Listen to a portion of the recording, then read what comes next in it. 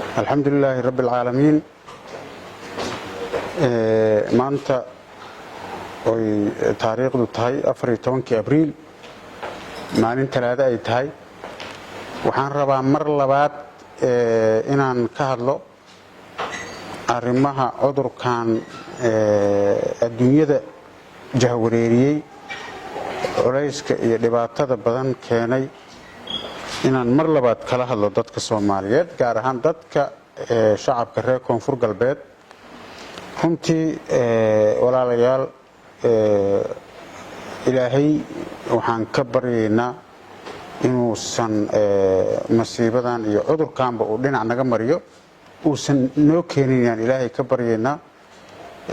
kadib waad ogtihiin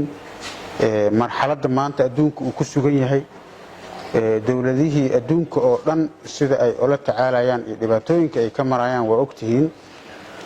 annagana waxaan ka mid nahay adduunyadaas iyo bini aadankaas. waxaan nagala rabaa inaan taxadir badan samayno, inaan yeelno talada takhaatiirta ay ku talinayaan oo ah in la sameeyo guryaha lagu ekaado, isu imaatinka la joojiyo, la kala fogaado, salaanta gacanta la isku salaamayo la joojiyo, dadka ay xoogo isu jirsadaan. haddii ilaahay nooma keeno qof bini aadan ah uu dareemo calaamadihii uu lahaa cudurka in uu gurigiisa joogo, uu ka ilaaliyo dadka kale. cudurka calaamadihiisa waa wixii aan naqaanay oo iska normalka ahaa oo hergebka la dhihi jiray oo dadka Soomaaliyeed ku dhici jiray, asagii oo sun awaay. marka ninkii dadka oo hayana ilaahay ka yasiro, qofka hadduu dareemo inuu hergeb qabo ama uu qufacayo ama uu qandhanayo, waxaa la rabaa inuu ka ilaaliyo dadka oo gurigiisa ku ekaado, uu is ilaaliyo. haddii uu soo daro oo ay noqoto in xumadii iyo quficii iyo wixii ay sii ziyaadaan, waxaan ku talinaynaa inuu la soo xiriiro wasaaradda caafimaadka Koonfur Galbeed, uu u sheego, uu yiraaho arintaasaa jirto ilaa iyo marxaladaasaan marayaa, si wixii ay u qaban karto wasaaradda oo gurmad caafimaad ay ugu qabato. laakiin waxa ugu weyn oo la sheegay oo takhaatiirta adduunka sheegeen waxaa waaye daawo ma leh. daawadiisa waa ka hortag. maxaa looga hortagi karaa? waxaa looga hortagi karaa number 1 in nadaafadda laga shaqeeyo. annadaafatu nisfu iimaan, wixii horey naloo faray ahayd in gacmaha la dhaqdo 20 daqiiqo kadib gacanta la dhaqdo, in la kala fogaado oon la isku imaanin, inaan la isa salaamin, in maxay ahaydee guryaha lagu ekaado oo isdhexgalkii bulshadii iyo socodkii tirada badnaa iyo fadhi ku diriiradii iyo maxay ahaydee shirarkii iyo la joojiyo, uu nin walbaba gurigiisa uu joogo.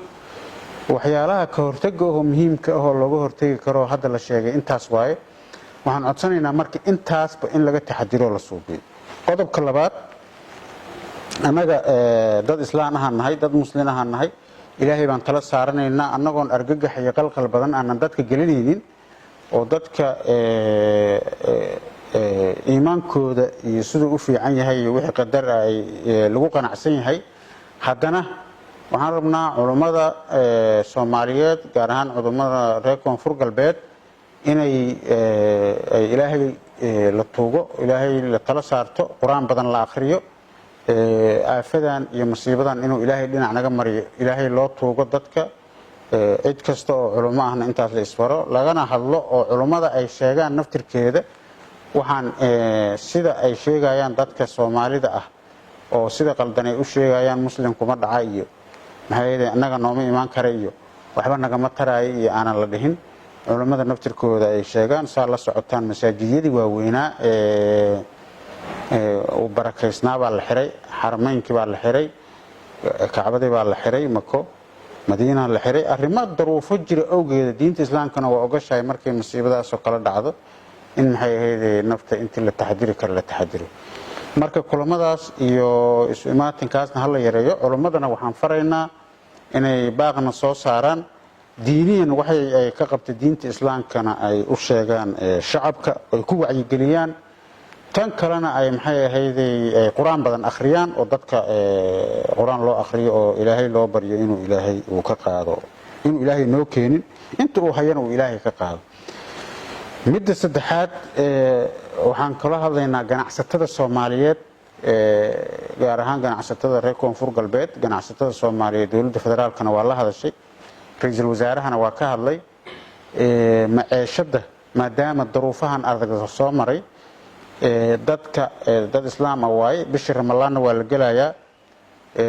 cudurkan iyo dhibaatadana waa la sheegay inay maciishada ayna qaaliyeenin ilaahay ay ka baqaan aysan u yeelin dhib baa dhacay dadka waa la kala xaroonayaa maanta ka faa'iideysta aysan uga faa'iideysanin akhiradoodana ay fiirsadaan adduunyadoodana ay fiirsadaan wax hadda culays ah oo maciishada ku soo ziyaaday oo caqabada ma jiraan dawladda federaalka waxay ballan qaaday in maxay ahayd dekada ay ka soo degayaan raashinka canshuur dhaaf loo suubiyo wax raashin oo hadda hakadayna ma jiraan wax joogsadayna male raashimada iyo baabuurta waaweyn oo xamuulka waa furan yihiin cid diyaarad wax ku keensanaysa diyaaradihii kaargooga ah waa furan yahay marka ma garan karno wax sabab ah oo maciishada ama wax loogu dar ama wax loo qaaliyay ganacsatada Soomaaliyeed gaar ahaan ganacsatada reer Koonfur Galbeed waxaan u sheegaynaa oo ka codsanaynaa oo faraynaa inay dadka walaalahooda waalidkooda wiilashooda shacabkooda oo masaakiinta ay u turaan ayada oo jiradana ay jirto haddana Ramadaan bishii barakaysnay la galayo maciishada aanan looga faa'iideysanin duruufahan jiro ilaahigoodana ay uga baqaan inta hadda ay haystaan baa faa'iido ku filan ayagana waxaan faraynaa insha Allah inaanan maciishada waxbana lagu darin nin walbo wixii uu hayo baayska sidii uu ahaa lagu gado sababtoo ah wax hadda loo garaabi karo isbedel ah oo jiro ma jiraan sidaas darteeda ganacsatadana taasaan faraynaa insha Allah guddiga aan u saarnay oo task force-ga ah oo aan u saarnay cudurkan coronavirus-ka oo wasiirada iyo taqaatiirta iyo maamulada ka kooban ayagana waxaan faraynaa inay wacyigelin iyo dadaal tiro badan sameeyaan oo dadka wacyigeliyaan oo goob kasta tagaan oo la diyaariyo xarumihii karantiilka haddii ay timaado ilaahay naguma keeno loo sii diyaar garoobo wax alaali wixii kale oo la qaban karo ugu dambeyntii waxaan rabnaa inaan dawladda federaalka iyo dawladaha adduunka oo dhan oo waxaysto aan ka codsano inay sida ugu dhaqsaha badan ay noo soo gaarsiiyaan gurmad